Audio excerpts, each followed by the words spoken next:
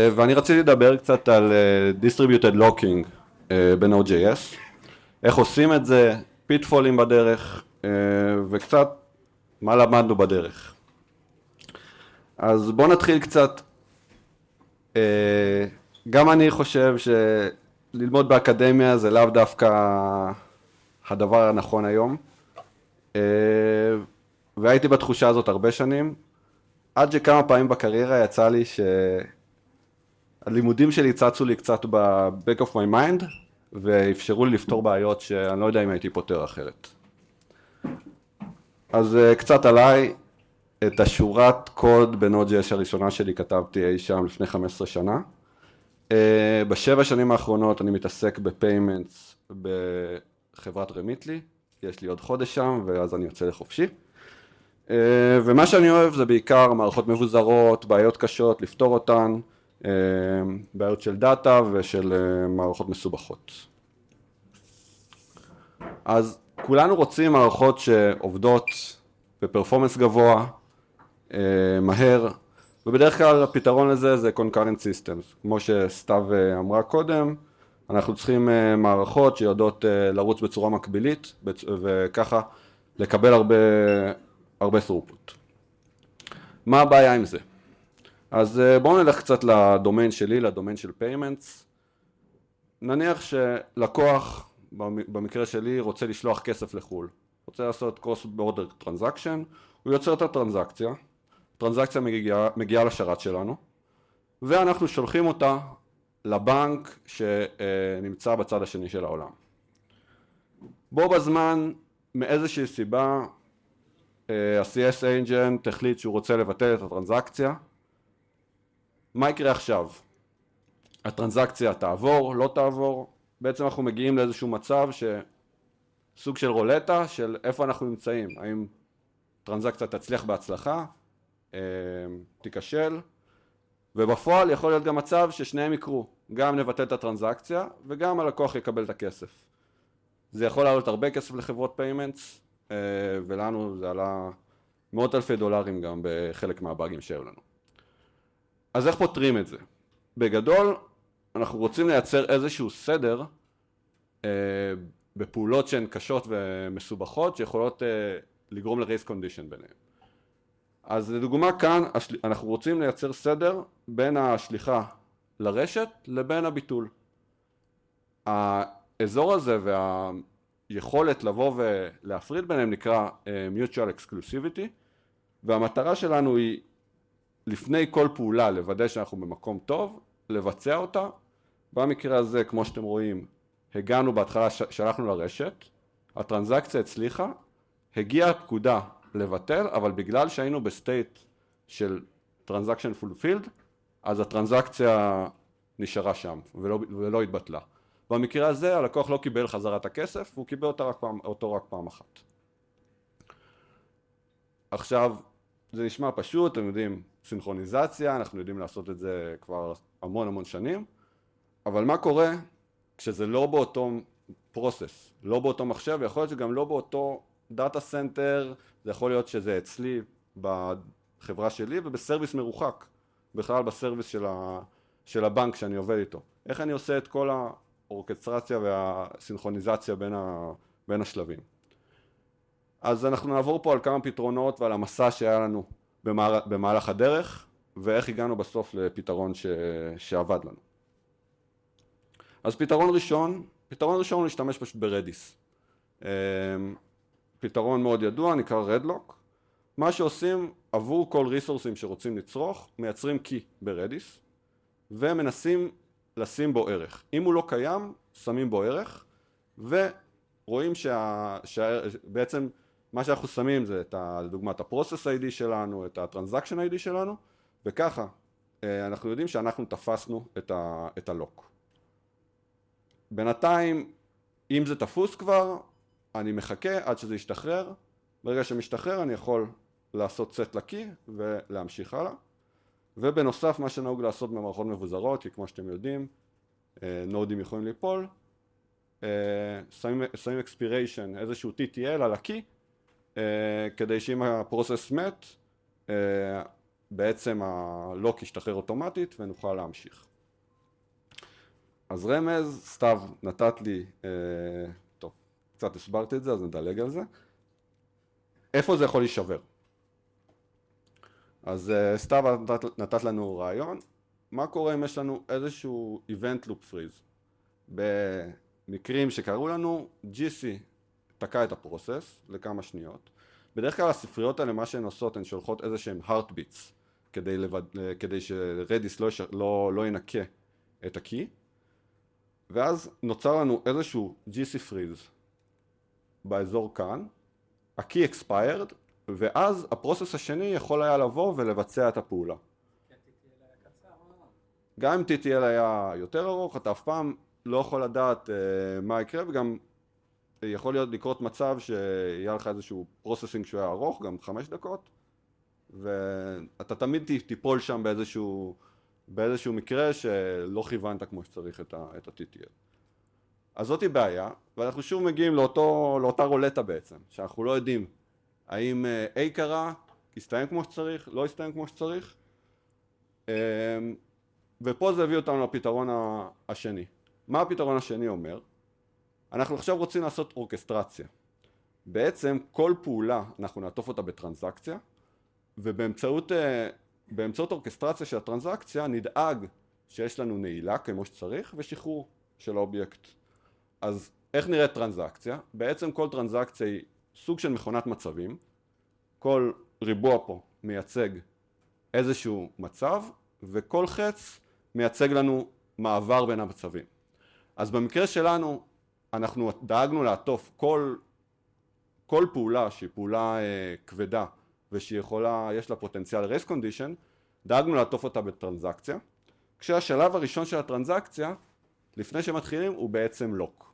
זאת אומרת, אני מנסה לתפוס איזשהו לוק, לא רלוונטי אם נעשה את זה כרגע ברדיס או בכל מנגנון אחר, בהמשך נדבר איך עשינו את זה, ואם הצלחנו לתפוס, ממשיכים הלאה לשלב הבא, עושים את הפרוססינג ובסוף עושים unlock, גם אם אנחנו הצלחנו בהצלחה וגם אם נכשלנו, עושים unlock.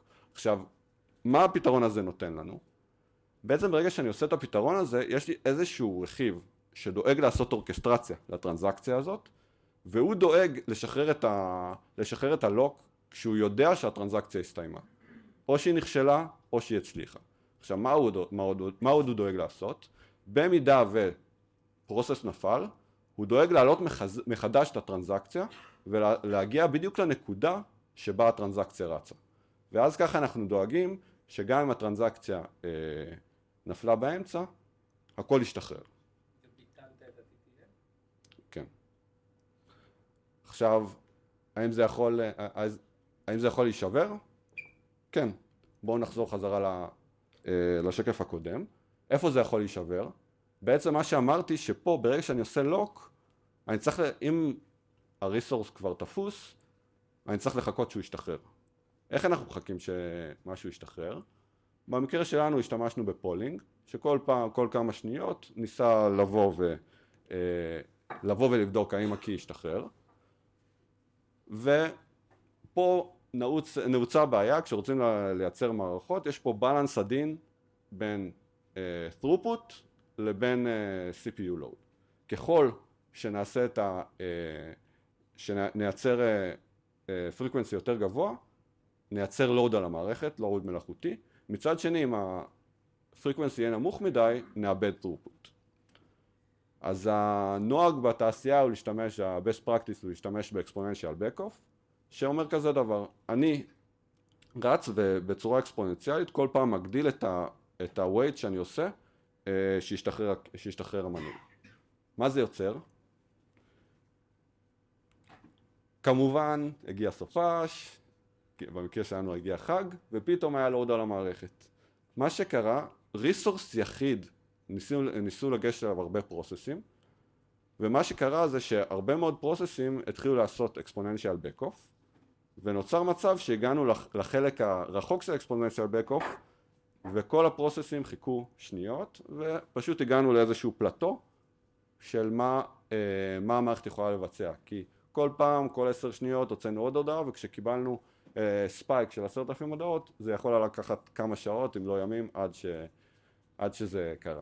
כמובן שזה קרה, on call, ידנית להיכנס לדאטאבייס, לתקן לנסות לשחרר את הצוואר בקבוק. ופה התחלנו לחשוב, מה אפשר לעשות כדי לפתור את זה. פה אנחנו מגיעים לפתרון השלישי, וזה הפתרון שבסוף מימשנו ועבד לנו יפה. נזכרתי בימים של לימודי מערכות הפעלה, ונזכרתי שיש מנגנון סינכרוניזציה שנקרא מוניטור. מה המוניטור מכיל? הוא מכיל שתי פונקציות עיקריות. אחת, wait, שזה איזשהו barrier שאנחנו רוצים לתת לפרוסס שלנו. ברגע שהוא נכנס לברייר והברייר לא תפוס, הוא פשוט ימשיך. במידה והוא תפוס, הוא יישאר לחכות עד שיקראו לסיגנל. ברגע שקוראים לסיגנל, הוא בעצם מאיר את הפרוסס שמחכה בווייט ונותן לו להמשיך. עכשיו, חשבתי על זה, זה בדיוק מה שהסברתי, חשבתי על זה קצת ואמרתי, רגע, זה יכול להיות משהו מאוד מאוד אלגנטי, לנסות לראות איך מממשים את זה במערכות מבוזרות. איך אני בא ובמערכת שהיא לא רצה באותו פרוסס, תחת ה-state machine שהראיתי קודם, איך אני בא ומממש את זה. אז המטרה היא פה לבוא ואת ה-weight הזה, להמיר בעצם ל-weight של מוניטור. אם תחשבו על זה קצת, זה בעצם, אנחנו רוצים לייצר פה איזשהו Q, שיצבור פה את כל הטרנזקציות שמחכות, וברגע שאנחנו עושים unlock, הוא ישחרר את אחת הטרנזקציות וייתן לה להמשיך. אז מימשנו את ה-Q הזה באמצעות דאטאבייס. למה להשתמש בדאטאבייס? א', אנחנו רוצים strong consistency. מה זה אומר? ברגע שהמערכת נופלת, אני לא רוצה שהמנגנון Q שלי גם כן ייפול. לא רוצה שזה יהיה in memory, והפרפורמנס של לגשת לדאטאבייס לא ידאיג אותנו כל כך. בנוסף, זה יצר איזשהו centralized state, שכמה parties היו יכולים לבוא, ולייצר אלגוריתם שהם משתפים פעולה, ולאו דווקא יהיה מישהו יחיד, שיעשה אורקסטרציה להכל. וגם יכולנו להשתמש במנגנונים של דאטאבייס, שמאפשרים לנו לעשות בעצם אסיד, מנגנונים של אסיד, שאפשרו לנו לעשות גם סינכרוניזציה וגם סריאליזציה, באמצעות אטומיות. אנחנו בחרנו להשתמש בפוסטגרס, כמובן שאפשר להשתמש גם ב-DynamoDB, יש שם built-in מנגנון של distributed locks, אבל בגלל שכל המערכת שלנו כבר הייתה כתובה, וכל הטרנזקציות היו בתוך הדאטאבייס של פוסטגרס, נראה לנו טבעי להמשיך לבוא ולהשתמש באותו דאטאבייס. אז קצת איך בנינו את זה באמצעות פוסטגרס, לקחנו את הטבלת לוקים שהייתה לנו ופשוט הוספנו לה עוד שדה שנקרא acquired שהוא nullable. בעצם מה יש לנו כאן? יש לנו את ה-resource שאותו אנחנו רוצים לוודא שלא יהיו שתי טרנזקציות שמתבצעות במקביל. יש לנו את הטרנזקציה שרוצה לנעול את ה-resource. יש לנו מתי היא הצליחה לנעול ומתי היא ניסתה לנעול. בנוסף לזה, מה שעשינו, רצינו לוודא שרק מנעול אחד כל הזמן פעיל באוויר, ולכן אמרנו שעבור resource אחד, יכול להיות רק acquired אחד שהוא לא null. זאת אומרת שרק רשומה אחת בדאטאבייס עבור resource תוכל להיות נעולה. בנוסף, דאגנו בקוד שלא יכול להיות שתי רשומות לאותה טרנזקציה פה בטבלה הזאת, עבור אותו resource. אז קצת סימולציה, איך זה נראה במציאות, קצת להמחיש. נגיד שאני רוצה לנעול באמצעות טרנזקציה 0 איזשהו ריסורס, לדוגמה הזמנה של העברת כספים מסוימת. בגלל שזו הטרנזקציה הראשונה שקרתה, אני עושה acquired at מיידי, בדיוק שווה לה created at. עכשיו נכנסה עוד טרנזקציה, היא רוצה נגיד לבטל את ההזמנה. היא מנסה, נגיד שהיא מנסה להיכנס. מה יקרה עכשיו?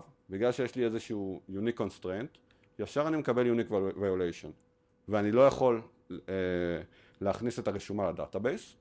מה שיקרה, עכשיו אני אנסה להכניס את הרשומה עם null. בגלל שהקונסטרנט שלי מאפשר לי שיהיה לי שני ריסורסים זהים, אבל שאחד מהם הוא null, אז אין בעיה. נמשיך הלאה, נוספו עוד טרנזקציות, אתם רואים חלק מטרנזקציה שנושא לנעול ריסורס 0, וטרנזקציה שנושא לנעול ריסורס 1. מאחר שזה לא אותו ריסורס, היא הצליחה לנעול, אבל הטרנזקציה הזאת לא הצליחה לנעול. עברו עוד כמה שניות, הטרנזקציה הראשונה סיימה את העבודה שלה, מחקנו אותה, ומה עשינו? יצרנו פרוסס, שאיך שאנחנו משחררים את הטרנזקציה, אנחנו בוחרים את הטרנזקציה הבאה שתנעל את הריסורס. אז בעצם האורקסטרטור של הטרנזקציה שלנו, מה שהראיתי קודם, את ה-state machine, בא ובחר איזה טרנזקציה אנחנו רוצים עכשיו לנעול. ממש פרוסס, חלק מה-state machine שרץ. שאלות בסוף, בסדר? עכשיו, זה אפשר לנו גם לעשות כל מיני אופטימיזציות. יכול להיות שאני יכול לבדוק האם לפי איזה טרנזקציה נכנסה ראשונה, או סוג טרנזקציה שאני רוצה, לדוגמה, ביטול, אני רוצה שירוץ לפני שליחה, וכדומה. אז בעצם מימשתי את זה ככה, ועכשיו יכולתי לנעול את הרשומה הבאה, וזה בעצם האלגוריתם. מאוד פשוט, אבל יחד צריך לדעת איך לחבר את זה לכל ה-state machine שבנינו, איך הכל נכנס פנימה, ואיך הכל עובד. עכשיו, בונוס קטן, אמרתי שאני רוצה throughput גבוה. איפה הדבר הזה יכול להישבר לדעתכם? בגלל זה מערכת מבוזרת, יכול להיות מצב שבו בזמן שאני מנסה לנעול, בדיוק אני מנסה גם לשחרר. ואז יכול להיות מצב, אם נחזור אחורה, שכשאני מנסה לנעול, בדיוק נכנסת לי טרנזקציה. היא מקבלת את הנעל, והמחיקה קורית בדיוק מילי שנייה אחרי שנעלתי. ששחררתי את הנעילה, סליחה. אז כדי למנוע את ה-race condition הזה, מה אנחנו יכולים לעשות? אנחנו רוצים לנעול את המחיקה כשאני רוצה לנסות לבצע נעילה. אז מה שעשינו, ברגע שנכנסנו ל-stored procedure שמנסה לבצע את הנעילה, הוספנו איזשהו barrier שמנסה לבדוק האם קיים כבר לוק על הרשומה הזאת, ואמרנו לו, באמצעות ה-keyword של forkisher, תנעל את הרשומה הזאת ואל תיתן לאף אחד לשנות אותה. ואז ככה, מה שעשינו, בעצם הוספנו את הרשומה שניסתה לנעול, היא נכנסה עם נעל, ורק אחרי זה היינו יכולים לשחרר. הפעולה הזאת אפשרה לנו שלא קרה מצב שיש לנו זמן ריק. מה שזה יצר לנו בסוף, זה שבמקום שיהיה לנו את הפלטו שראיתם קודם, עכשיו הזמן הוא ליניארי, השחרור מה-Q הוא בעצם ליניארי, כי ברגע שטרנזקציה מסיימת, מיד היא בוחרת את הבאה בתור שתרוץ. אז קצת take aways מהבעיה הזאת שצצה לנו בפרודקשן. דבר ראשון, distributed systems זה פתח להמון בעיות. כמו שאתם רואים, לוקינג זה אחת מהן, זה יכול להיות גם כל מיני דברים שקשורים ל-rate limiting, שמגיעים כספייקים במערכת, אנחנו יכולים להפיל את המערכות האחרות. גם במערכות שהן מבוזרות, אפשר להשתמש בידע שצברנו במערכות סטנדרטיות, כדי לטפל בבעיות שעולות לנו במערכות מבוזרות. איפה שאתם יכולים, תשתמשו באופן סורס. המנגנון הזה של הטרנזקציות מבוזרות שהצגתי, אנחנו בנינו פנימית, אבל היום יש כבר מערכות שיודעות לספק את זה. אחת המערכות טמפורל, אני לא נציג שלה, אבל עברנו להשתמש בתקופה האחרונה, והיא פותרת הרבה מהבעיות האלה. ספציפית לוקינג אין לה, אבל היא פותרת הרבה מהבעיות. כמה שיותר להתייעץ עם הצוות, אני עדיין אוהב להתייעץ עם הצוות למרות שיש AI, כי זה מאוד עוזר לפתור כשמגיעים לבעיות מהסוג הזה. תודה רבה, שאלות? כן. קודם כל, דיברת על זה שגם המערכת מבוזרת, אבל היא גם פיזית, כאילו רצה בשני מקומות שונים. אני מניח שה-DB רץ באחד מהם, לא היה לך בעיה, לא אכפת לך נגיד מטרנזקציות שתמיד יהיו שניות להגיע ודברים כאלה, אם אחד מהם כאילו הבקשות מגיעות ממקום יותר מרוחק?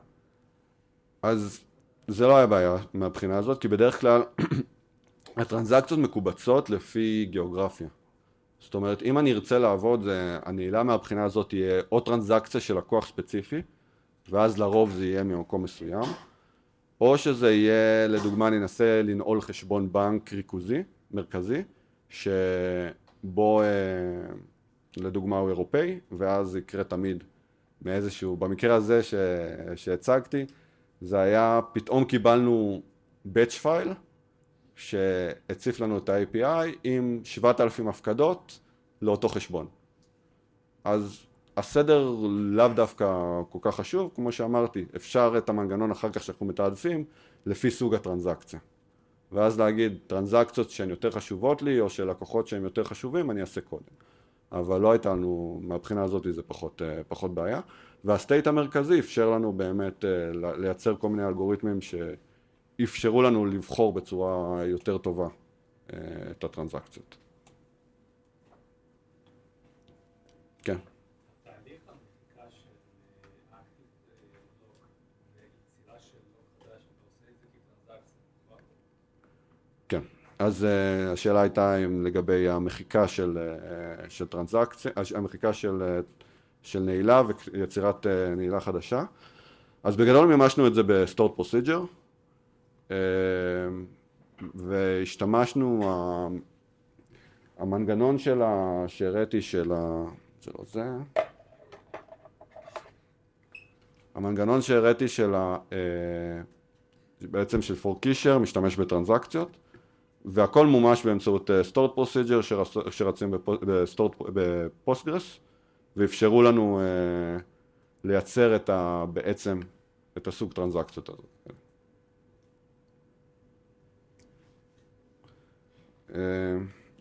אז כן, זה מסוג הבעיות הכי כיפיות שיש לנו בעבודה, לראות איך לוקחים משהו שקורה לנו בסוף שבוע וגורמים לו לעבוד הרבה יותר חלק. אני יכול להגיד שמאז שמימשנו את זה, החיים שלנו השתפרו בצורה מדהימה. תודה רבה. טוב, תודה לכולם. הגענו ממש לסיומו של הערב.